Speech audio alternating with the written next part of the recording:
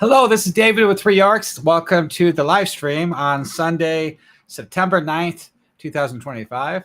This is my weekly live stream where we review everything we've worked on all week long and what we plan to do going forward. Now, I have an exciting announcement. Everybody on the Three Orcs Discord already knows because I shared it the last couple of days, but I've been working on the map for the waterside hostel of Nulb. It's one of the two taverns in Nulb.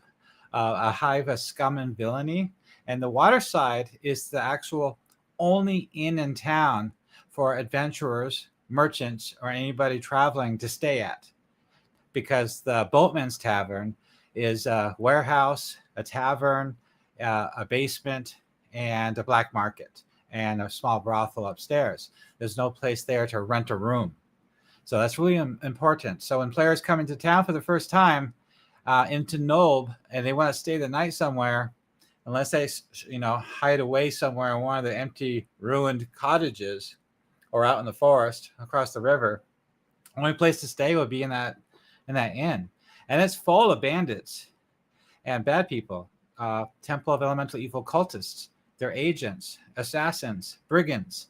2 bandit gangs are holed up there as their base of operations. The 2 owners, Ladris and Skull, that's the boatman's. Watt and Dick Rents, they're evil as they can come too, and they're up to they have activities going on, and they're collaborating and working with different bandit gangs and the Temple of Elemental Evil agents.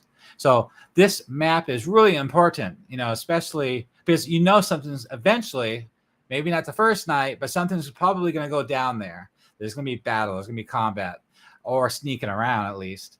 And so a VTT map is really useful for something like that. And not only do I just make a simple map of the interior, but I make a map around the outside area too, because, things happen outside the building as well, including the stables next door. So this project is the Verbobonc Campaign Guide 576 Common Year, which takes the World of Greyhawk, the box set, and all the lore books since then, all the canonical lore for the World of Greyhawk, and integrated it with Living Greyhawk keyed locations and NPCs and organizations. Because Living Greyhawk expanded the world as Gary Gygax intended, that he intended the Dungeon Master to make Greyhawk their own, yes, and to expand it. That's why he only gave you 4 locations in Nulb, expecting you to expand the rest. And also more temple outposts, like the Moe House. Much like the village of Hamlet was a good template, a good example of how a village should be fully keyed. And I've taken that and I did that with over 13 villages in the area, including the city of Verbobonc, which is huge. And because that is the closest capital city, large settlement in the region. And then the next closest would be Divers. And I'll be tackling that Sunday. And so that's what this project's all about, turning this Temple of Elemental Evil campaign module into a sandbox open world campaign where the players can go anywhere, and everything they do, all the NPCs they meet, all the organizations they encounter or work with or collaborate with, they all have ties one way or another to the activities of the Temple of Elemental Evil, their agents, what they're up to, the second rising of the Temple of Elemental Evil. And Hadrek, the supreme commander of the temple, he's the mouthpiece he's the mouth of Uwaz. It was his idea for this second rising, and he sent Hadrek to do this. Now, they learned from the mistakes before, the first uprising where they were put down by the forces of good at the Battle of Emerald Meadows. You remember that? Well, he learned his lesson. Everybody learned their lesson from that point, because all they did was raise an army and try to march upon the city of Verbobonc. That didn't go over too well because all the forces of good in the region got together and put them down. And they failed miserably. And the ultimate goal of Uwaz is to direct attention away from the lands of Uwaz and his activities. And that's why he did that. Now, this is before the Greyhawk Wars, because you got to remember that the module, the Temple of Elemental Evil, T1 through 4, is set to start in 579 Common Year. But you can begin your campaign in 576 Common Year around Hamlet, because that's generally when the banditry and piracy is on the rise in the region. And they've been doing it for several years. And the news has gotten out, the gossip and news of the rise of banditry, how horrible it's getting, and people are moving away. Farmers and peasants and merchants, they're being attacked and raided on the roads, the merchant roads throughout the Viscounty and the Gnarly Forest.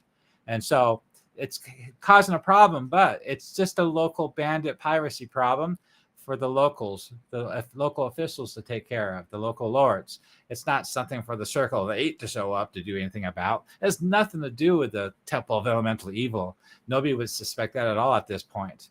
But that's why they sent Otis and Canonus Yade to find out, where all this organization is coming from behind these organized raids.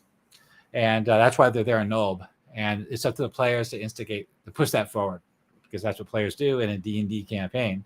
You don't let NPCs do all that for you. So, Nulb is going to be a hotbed. And it's in this project, it's fully keyed, like 20 to 30 locations. And there's heavy hitters there and organizations working, collaborating together.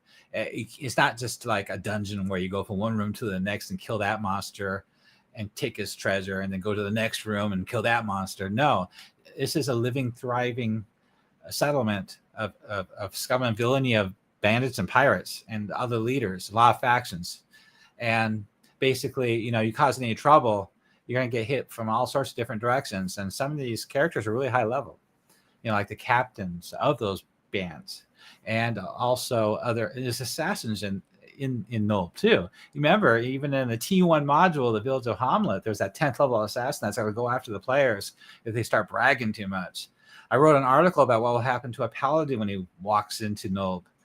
And so if you watch all my videos, and I'm repeating myself a lot here of what I said before, but I'm trying to cement this in of what this campaign, how to handle it. And that's what this project's for. The project is for to support the Dungeon Master. This is a Dungeon Master's YouTube channel supporting you, giving you content of articles and NPCs and maps and artwork and, organizations and plots and plot hooks and stuff like that to help you bring your campaign to life with dialogue and flavor text. And I can go on everything I put together, even tavern menus for the taverns, which isn't realistic. You don't see menus in the taverns in medieval times like that, but the players around your table want it. They like to look at it. They like to see it. Plus, it's hard for them to remember everything you just told them that was available to eat and drink. So it's better for them just to look at it. So, but I make it look cool. Hey, Rock the Hobbit. Let's see. Thank you for joining. Speaking of which, anybody that's on this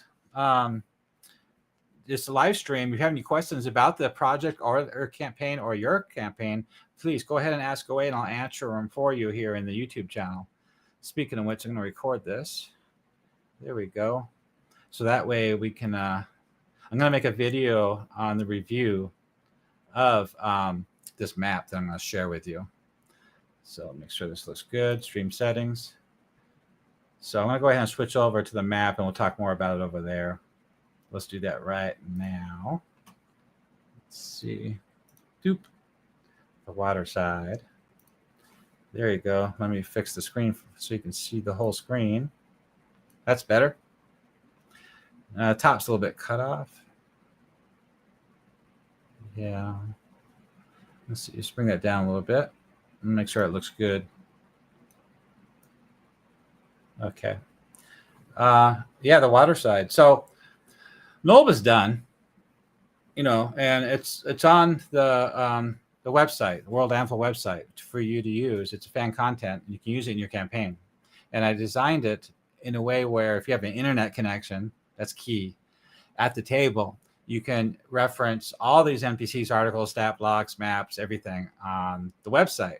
And that way you can role play from these articles.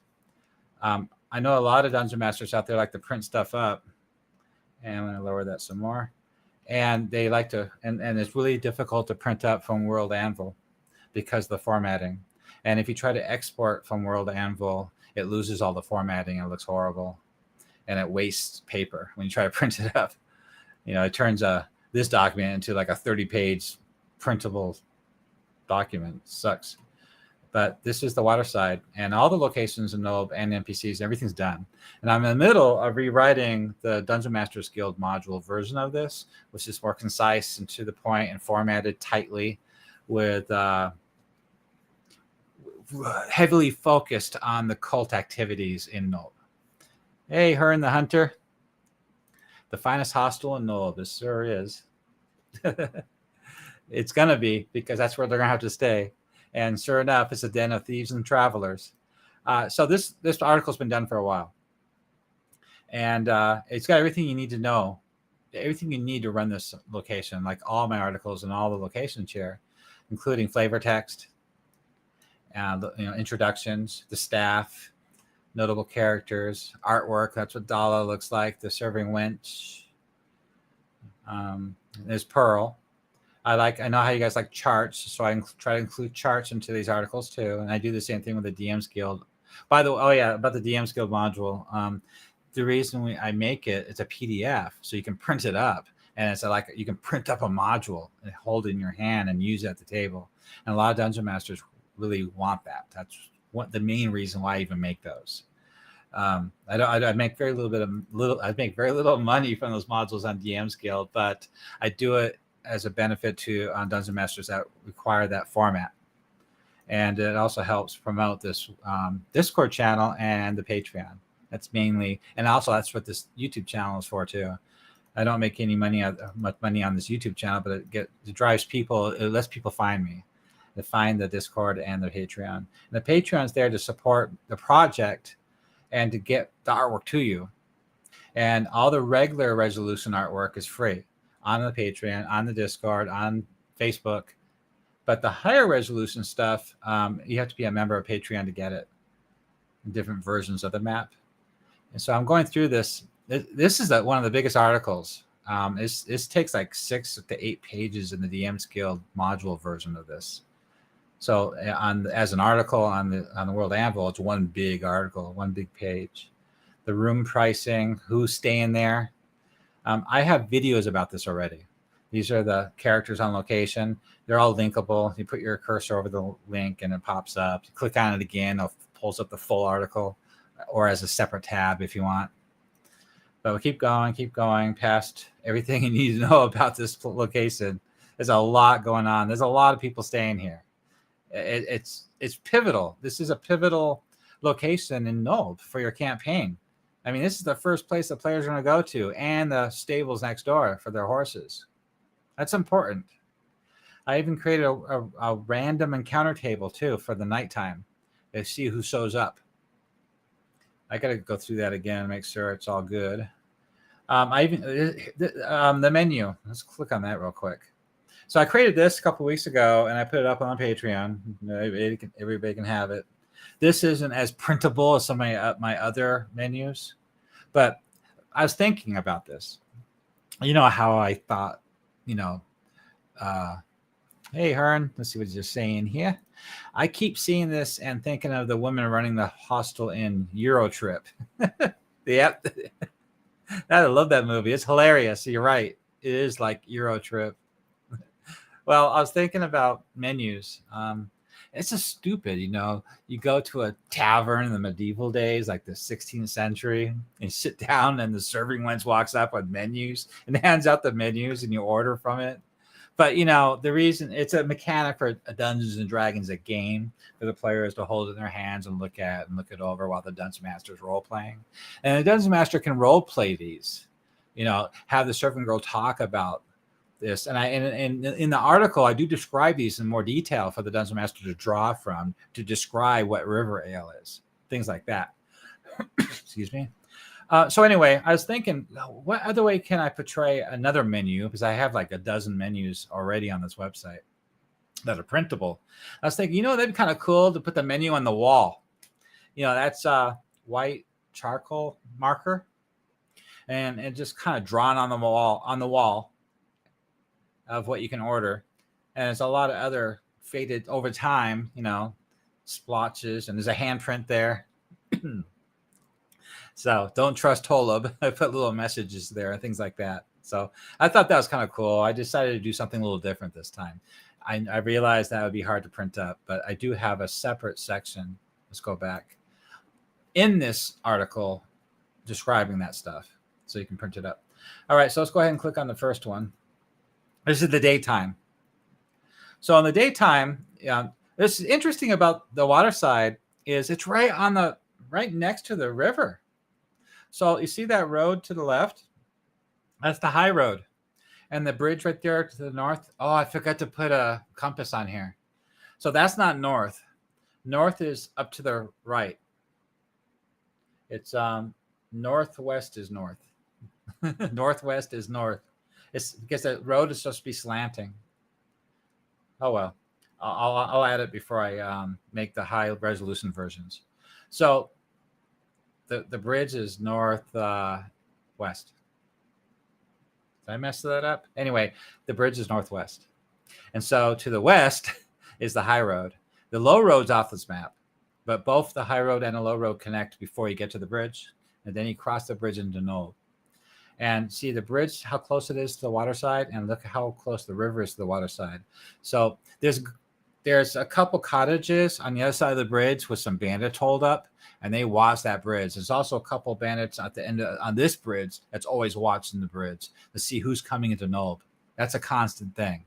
So they can alert everybody. So everybody in town will know when adventurers come into town within minutes. And that's the idea. And that's why I wrote that article about what will happen if a paladin walks in and starts arresting everybody. So anyway, you can swim across this river to avoid all that. That's kind of interesting to think about. By the time the players do get here, if they're at fifth level, they do have a lot of powers at their command. They have a lot of potions, they got spells, they could change shape, things like that. So they could really take advantage of this map. They could leverage it. And so as they come into Nulb, they'll see Nulb from this road before even crossing the river. And they'll see that the water side is pretty popular, and it's an obvious tavern. So they're going to have to stay there. They know that. And when they talk to the bandits at the other side of the bridge, the bandits will tell them about the water side and the barn next to it, the stables next to it. So this is the lower level, water side. And over here is a disjointed second level. So I wanted it to all be on one. That way, if you use this as a VTT in your VTT program, you don't have to flop around between different maps when they go upstairs and downstairs. So this corral right here is for merchants. Merchant caravan wagons. Like if a merchant rolls into town with 3 to 5 wagons, he's going to roll into this corral area. And then this is a side door right here. And these lanterns outside light up at night so they can see if they come in after the sun goes down. This is the front entrance. I think it'd be better off if I just show you the map as a separate graphic, because I can't really zoom in on the website. That's not really going to help at all. There's the nighttime one. Let's go ahead and I'm going to pull that up. I'm going to open it up. Let's see. Doop and doop. So this version, by the way, is 90 pixels and it's 5 megabyte file. So when I zoom in, you're going to see it gets a little blurry. But I'm going to have like 30 megabyte files at 300 pixels too available. Let's see. I haven't made those yet because I wanted everybody on my Discord channel to let me know if there are any changes that should be made before I finalize it. So Hearn the Hunter says, no trip to Nulb is complete without going to Wharf Mart. The wharf. There, now we can zoom in. Does that look good over there? Yep, it does. Puddles, and I try to make the road, it's a dirt village. Dirt, there's no cobblestones. So it's dirt paths. This is just another building on the big map. Let me show you the map itself. So in case you guys haven't seen my work before, this is Nulb right here. There we go. There's Nulb. So my map is kind of close to this map. I try to make it as close as possible. These building objects are canned from Tom Kartos. So they're not custom buildings. Dang it. So there you go. So that's the number one is the water side, and that's the stables. And there's the bridge, and there's the road, the high road, and then there's the low road. There. There's the cottage, and then there's a Wainwright there. And the Emerald Run flows north to the Velverdiver River. It also seeps, the Fensatora seeps into this lagoon area, and that's the pier for Nulb. And I went over this map many times in previous videos, so you should watch those too, in case you missed those. And I did a whole review on Nulb as well. But yeah, so if you look at the water side, that's that building number 12 across the street, or number 11, that is. That's a boat right. There's a boat right over there, and 12 is something the Dungeon Master can key. And then there's a couple of ruins right here. So let's go ahead and look at the other map now. Let's see. Oh. I flipped it around by mistake. There. Okay.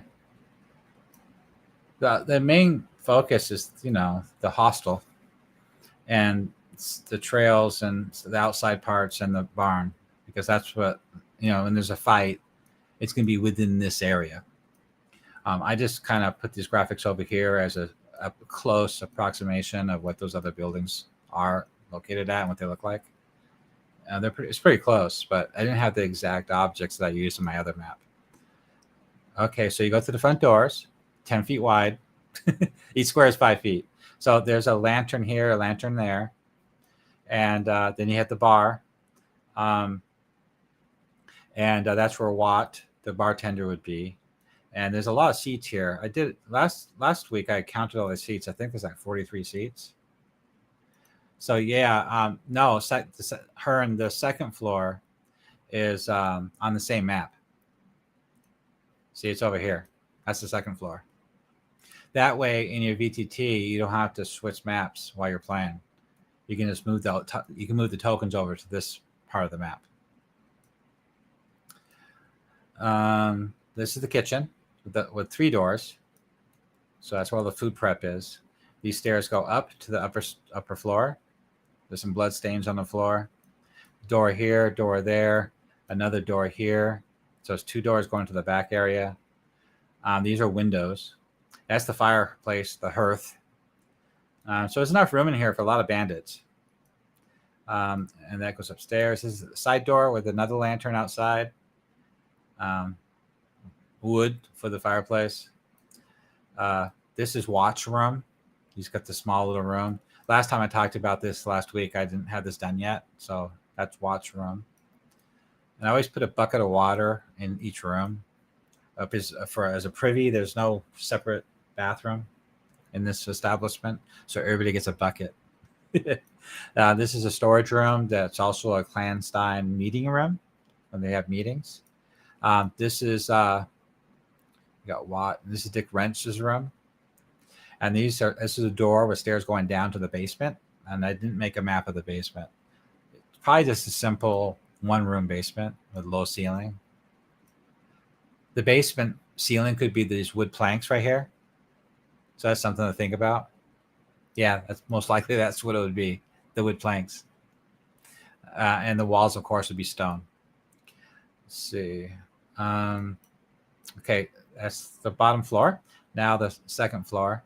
I decided to make the second floor not as big as the bottom floor when it came to the footprint. So this is a rooftop right here. And that's the chimney for the main hearth on the first floor. And this is stairs going up. And you could put a guard here if you wanted to, guard station. So these rooms are for rent. So you got 2 bunk beds, 2 bunk beds, and 2 bunk beds. This is a storage closet room. And this is the common room, like 4 copper a night. There's 20 cots here total, 10 bunk beds each with a hearth, table, stools, and things like that. This is more of a private room suite. It's a bigger room with 4 beds, separate beds. And then this room right here is another one of those. Oh, and this room is the servants' room where the servant girls sleep. There's 3 cots on the floor. And then this room right here is the big private suite. It's 4 beds, and it's got everything. It's got 3 windows. You have to climb up on these rooftop to get to the windows. That'll make some noise. But one of the biggest bandit gangs, the Brigand Gang in Nulb, they're from divers. They're very dangerous. And this is their base of operations. And they always keep 2-minute guard out here, and they barricaded the corridor off. So you can't even get to their door. You can't get to the door at all to get into their room without getting past the barricade. And then there's always 2 guards there on guard watching the hallway there.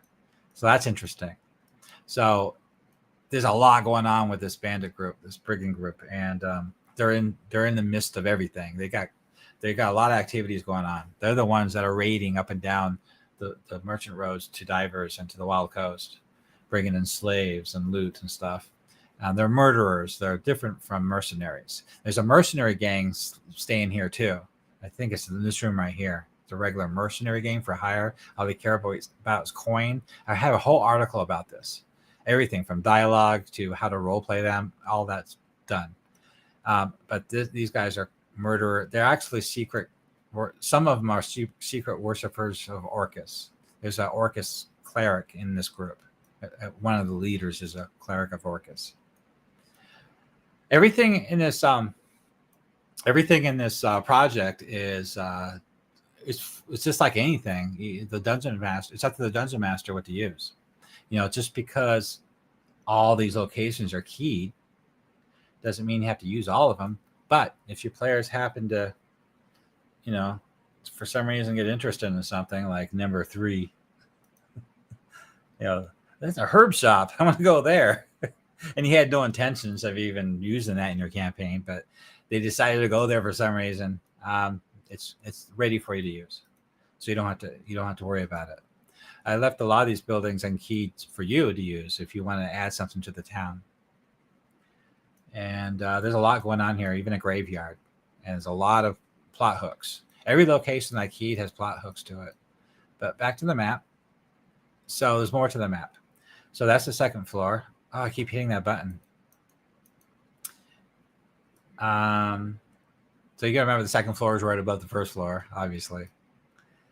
Okay, so this is the barn. So this at the main intersection coming into Nulb. So Hearn said that's what teleporters are for. At the main intersection here, you're expected to bring your horses. If you're going to stay at the hostel, the inn, you're expected to bring your horses to the stables. Now, it's connected to the stables as a cottage. Let's look at the stables first. There's a trough of water, a hitching post, 2 lanterns at night. There's a lot of in Nulb. I try to make it dingy as possible. You gotta remember, after the Battle of Vermity Meadows, the forces of good swept back. What are they called? The Temple of Elemental Evil Army. They have a name for it. I know the good forces were called the Righteous Hosts, and the temple is called something else. Well, anyway, they're driven back through Nulb. Pitch fighting in the streets here. Pushed back through Nulb. Nulb was half destroyed during this push. And finally, they pushed them back to the temple and laid it waste, laid seeds, laid it to waste, into ruins, and then they sealed it with great magical wards, the seal and Zugboin. So anyway, this is 7 years later, and some of the buildings are still in ruins. And I try to depict that as much as I can. This is fog from the marsh. This graphics of smudginess is fog from the river and the marsh. I try to make it as dingy and dark as possible using Wonder Draft. Oh, this is Dungeon Draft. And nighttime looks really cool. I'll show you the nighttime map in a minute. All right, so you pull up here with your players. I didn't write dialogue of them coming out and greeting them. I should do that. I don't think I did. I have to look. at the article. I write 3 to 4 or 5 articles a day. So it's just a blur, 7 days a week. And I'm on my Discord channel working on this all day long. And I every time I write an article, I post it in a Discord channel so you guys can review and critique it. And you guys did that today. I had to change something. So Hearn again said, makes sense that Nulb would have a large graveyard.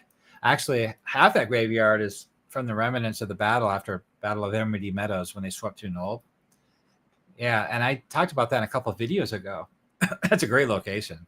There's a necromancer that takes care of that graveyard, and his specialty is talking to the dead and getting their secrets, because the Temple of Elemental Evil overshadows him completely. There's no way he's going to be that necromancer that's trying to build an army of undead to take over everything. He's not that kind of necromancer. He can't be, not with the Temple of Elemental Evil Second Rising. The Mouth of U is the supreme commander, and all his followers, a 13th level Senshock wizard. I mean, no, that necromancer would be taken out if you try to misbehave. But he is delving in secrets, and there's all that dead in the cemetery from the Battle of Emerald Meadows. You know, that buildup of the First Rising. They have a lot of secrets, including yellow skull, the Orb of Golden Death. Something to think about. So anyway, you bring your horses in, or wagons, and there's all the stables. Now there's a hayloft above, but I didn't really depict it except for that ladder right there. I added that ladder yesterday, I think. There's a hayloft up there. I added a lot of tools. So this room right here, it's lit up because there's a lantern right there. These are lanterns. I light them up with this program. So this is a tool room. It's through that stable door. And that's a regular door that goes into the cottage. And this is a work room where they fix harnesses and saddles and a little bit of light leather working. That's their workshop. And there's 4 rooms here. And this is the living area. You know, it's the kitchen and the dining room all in one, kind of like you know how it is in the 15th century. The house is just one room. It's kind of like that. I don't know why I put 4 rooms here, but I did. This is a double bed, so that's where the owner and the wife lives. This daughter and the son, and probably one of the stable hands. Even though the stable hand, now that I think about it, would be sleeping up in the loft, in the hay loft. That's where the stable hand would be sleeping. Excuse me, got a dry throat from all those allergies. I grew up reading a lot of fantasy books. I know a lot of the younger Dungeon Masters out there. I ran into this when I was playing EverQuest. They didn't grow up with reading traditional fantasy books. They might have read Lord of the Rings, but I used to read a book a week. There's a lot of common tropes that somebody like me is used to, like the stable hand sleeping up in the hayloft. It's just common sense. But I can see how things like that could be over somebody's. They wouldn't even consider it. They wouldn't think of it because they're so used to. They grew up on video games. Video games are a lot different than fantasy worlds in the fantasy book. So that's something to think about. I try to be patient with those younger players that don't have the same background, and I try to explain things. And in my articles are written that way too, to describe the reasoning behind everything. So that's the stables, and it's fully keyed with a lot of description. I went over this last week. The NPCs have relationships and backgrounds and dialogue and activities and plot hooks and all sorts of stuff going on. This project is to help the Dungeon Master bring the campaign to life, to turn this into a sandbox campaign, not just run the module from the pages. These runes would be useful on the battle map. You know, who knows how the battle is going to take shape. They might be fighting out here, ducking away, running away into these ruins, doing all sorts of stuff, chasing each other around, playing tag. I don't know. So anyway, I think this map's really cool. Let's go ahead and look at the nighttime one. It's nighttime. I can't see nothing. I can't see anything. Where's the river at? It's there. You can see it. Barely. It's nighttime. You'd think that this building would have a lantern up front too. I probably should add one. Anyway, see other lanterns? Isn't that cool? I don't have a lit lantern in this room. I should add a lantern to this room. I thought I did. This lantern lights up the stairs going up. You see that? Yeah, Dungeon Draft is pretty cool. It's got interactive lighting. just like a VTT. Of course, yeah. Of course, when you add this to your VTT, you will be doing all the walls, the line of sight, and the lighting, obviously. I don't know if you'd use this map or not, to tell you the truth. I need feedback on that from you guys. What version of the map, of a nighttime map, you would need for your VTT, so that way I can get it right. I should light all the rooms and let you guys darken them, maybe, and keep the outside dark. That's probably what it should do, huh? You guys need to tell me this stuff, or I'm just going to do it. You guys are making me do all the work, all the thinking. So there's some light in this common room right here. There's 2 candles on the fireplace. So I think the nighttime map looks really cool. But this map is good the way it is now. It's good to be printed up this way. But as a VTT map and a VTT program, and you guys are controlling the lighting, yeah, I think I should light all the rooms up and then let you guys darken them, I guess. I don't know if any VTTs have that effect. You see how the room is darkened? See, I know when I was running Fantasy Grounds and Owlbear Rodeo, if there's no light in a room, it's pitch black. You can't see. It's fog of war. But I don't know if they have low light effects on the VTT app like this. You can still kind of see, but not really. So there's no light in there. So I don't know. There's something to think about. You guys should tell me what you think too. But yeah, this is a cool map. All right, so that's basically what I worked on all week. Let me I'm going to wrap up this video and edit it later as a separate video. So let me go ahead to my big head here.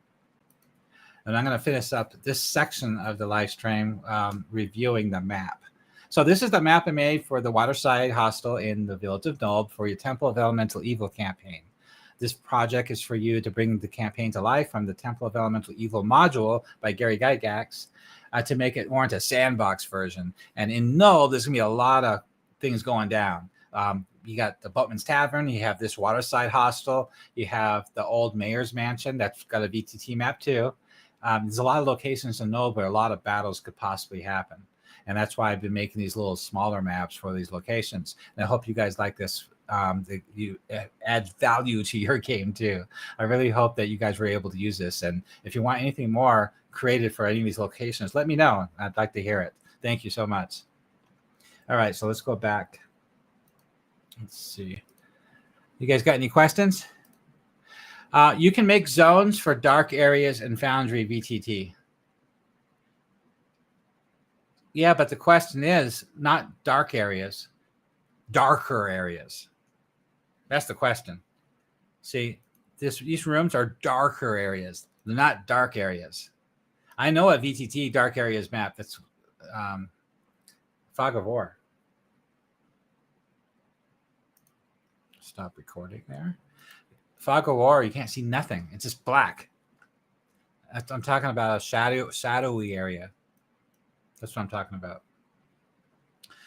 Okay, so during the week, I've been heavily focusing on doing a lot with the Village of Nulb, the Dungeon Master Guild module.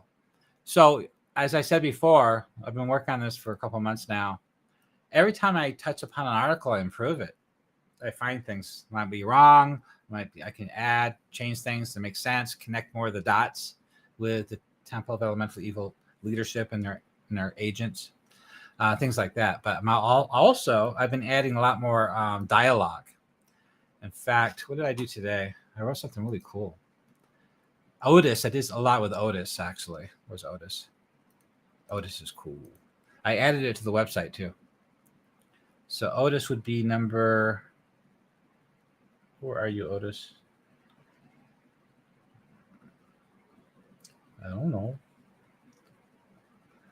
Otis is my buddy. There he is. He's a buddy. Okay, so what I did is if I scroll to the bottom, so I wrote flavor text for arriving to the smithy.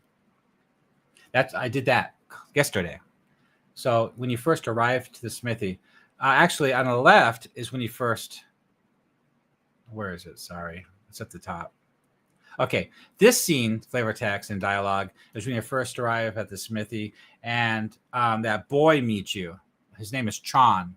That's when he's the stable. He's the hand. He's the, I don't know what he is. He's the stall boy. You're right here, the smith's boy.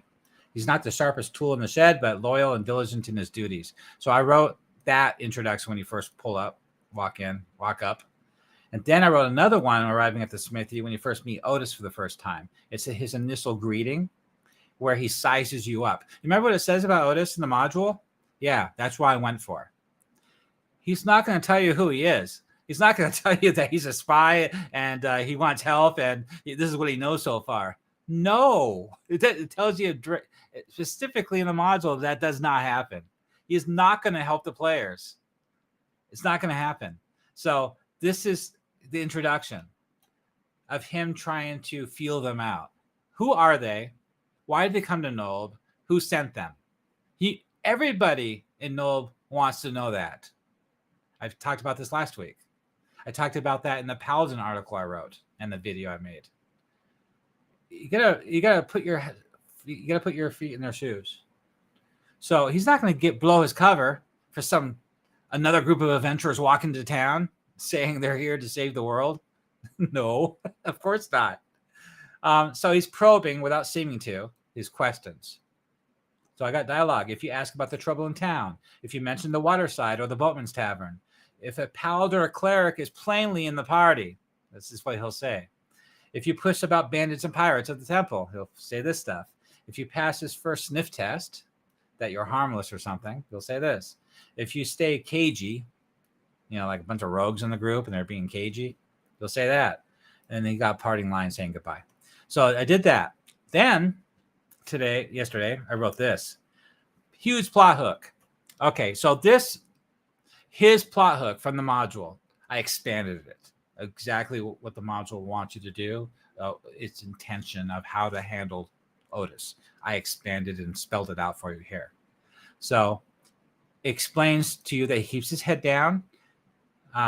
He's a covert ranger knight watching the temple's resurgence from behind the anvil. He will test strangers before he risks his cover. He offers work that looks like errands and turns into intelligence gathering, interdiction, and rescue. His shop and stalls give him reason to talk to everyone that matters in Nulb. The drivers, the pirates, the stable hands, the smugglers. It makes this smithy a natural quest hub. So if you look at this as a video game, this would be a quest hub. So the first thing, you need to earn his trust. The step 1, step 2, step 3. Low risk, proof, or a mission. Hooks. These are plot hooks. I created a lot of them. I created 14 plot hooks for you. A quest hub. So the players can keep doing these things for Otis to gain his trust. But this isn't just to gain his trust. This is also helping him in his mission. That's what these quests are pointed at. He wants to know this stuff. As the players become more useful, then he becomes more helpful. So there's a lot of stuff going on here that you can run with, even with the constable. The Reapers, the Broken Tower, and the hunting cottage where the secret tunnel is. Things like that. Mother Screnge and her herb shop. And then at the end, I put 3 bullet points together how he reacts. How he reacts to the players. So this is one example of one of the things I've been doing all week. I did a big thing on Otis, and I also did a big thing on I got to pull this up on my other website. It's Otis, Waterside, Harlow's Cottage, the Nulb, Old Mayor, Nulb Stables. Let's look at the Nulb Stables. That's number 51. Number 51. You guys can go to the website and follow along too. Nulb Stables. This is the stables next door to the Waterside. So that's the stable man, and that's his daughter. Stormshade. I just come up with these names. They're not the best names, but I made it up.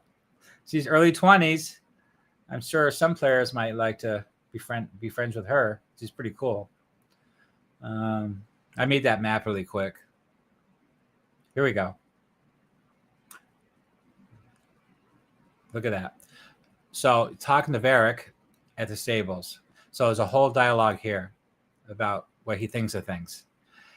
I wrote this like 3 days ago. So 2 of the horses, Chestnut and Pride, right there, guess who they belong to? They belong to the 2 main leaders for the Crimson Reapers, the brigand gang that's holed up at the 2nd floor of the Waterside Hostel. You know, the barricade? Yeah, that's the 2 leaders' horses right there. A lot of stuff going on here. They put the pieces together to make it really come to life. The players will know where their horses are and their names. So then also more dialogue here. Bam, bam, bam, bam. So I wrote all this all out. It's pretty cool. So Varric, he's got some information, you know, he's got his ears open. And I also put some plot quests here too that you could use if you wanted to, you know. Pretty cool. So I did that as well. And then I also did that's the stables, mayors. I did some other stuff too. I showed all these locations already in previous videos. I don't need to do it again. But that's the kind of thing I was doing. I wrote another dialogue today. What was it? I just worked on something today. Was it the water side? Because that's the first thing that's open right now. Let me double check the water side real quick. I wrote something. What was it? No. Hot bowls. Water. Oh, that's the menu. Hey, let me show you the menu real quick. Let's go back. Go back. There you go. Remember what I said about the menus on the wall with white chalk? So as you're role-playing it and the players are looking at it, you as the DM can start describing some of that. You as the DM can role-play the serving wents, describing these things when the players have questions about it. Because I noticed if you put all this information on the menu, it's way too busy. It's just too much text. It takes up more than the page. It doesn't look good. And this gives you the opportunity to role play. This gives you information. So it'll really help bring it to life. There's a lot of players that really like this stuff. And there's a Dungeon Master, I think he's on right now. He says his players love the menus. It's the highlight of their evening. They just can't get enough of the menus. They really go off on that. So that's kind of cool. I suggested that maybe you should actually create these meals and serve them at your table. That'd be cool. Swamp eel pie, flaky top over slick peppered mush. Eat it fast before it remembers it's a fish. I like that. I just come up with these funny things. Anyway, you have to have a sense of humor when you write this kind of stuff. All right, do we have any other questions here? Let me double check. You can make zones for dark areas in Foundry. Yeah. You love the menus. Heard. Thank you so much. Okay, so it's almost been an hour, and I'm almost done with the DM's Guild. I'm on page 91, the module for Village of Nulb. So I should have it done in the next couple of days. I'm in the quest part. I'm doing the quest now. I'm redoing all the quests. And that's right. That's what I wrote today. I knew I did something else today. It was dialogue for a quest in the Dungeon Masters Guild module. And I forgot to add it to the website for you guys to look at here. It was one of the quests. I decided, you know what? That's a really cool plot hook. So I took one of the plot hooks and I just expanded it to a whole page with some artwork. It turned it into a full-fledged quest. And that's what I did today. I only spent like 3 hours today working on this stuff because it's a Sunday. Sundays I don't get to put as much time in because the coffee shop closes at 1:30, and that's where I like to write because I get the headphones on, play my music, and just focus on that. The college girls come in, pretty cool. They try to figure out how old I am. So that's what I did all this week. So you guys have any questions about or any request? What's going on? I know Hearn just asked, we need a cooking with 3 orcs stream. You guys want me to make videos of these menu items, of cooking them up, like a chef channel, cooking, Greyhawk cookery channel. I'd have to hire somebody cute, a girl, to do it, dress her up like an elf or something, or a serving wench, and have her cook the meals. That'd be funny. You'd have to have a nice setup, though, a nice clean kitchen with a lot of lighting. And that'd be cool. That'd be fun. I don't have enough people watching my YouTube to do anything special. And if I try to put more effort into my YouTube videos, it won't pay off because my content is too specific. It's too narrow focused. I'm not one of those channels that they blab about stupid stuff all day long. You know, that's why a lot of these D&D channels, all they do is gossip and talk. They don't talk about anything real. They just talk about what they think of things. You know, it's entertaining to hear them bitch about something or complain or compare things, but it's not real content. It's just entertainment, watching people talk about the old days or talk about what they like about D&D or different versions of different games. They're not doing what I'm doing, which is specific content for the Dungeon Master to run their campaign. So if anybody's not running the Temple of Elemental Evil module in the Verbobonc area, in the world of Greyhawk, they're not going to be interested in watching my videos. So that's why I have low numbers. So I realize that the use case for this YouTube channel is just to drive traffic, pick up interest in anybody running this campaign. And that's what happens. You'll look at my Discord channel and people will come in and say, yeah, I just started running this and I love your content. I want to use it in my campaign. I'm here to get the free maps. And that's what my YouTube channel did. It got them interested to come to the Discord and Patreon, which is fine.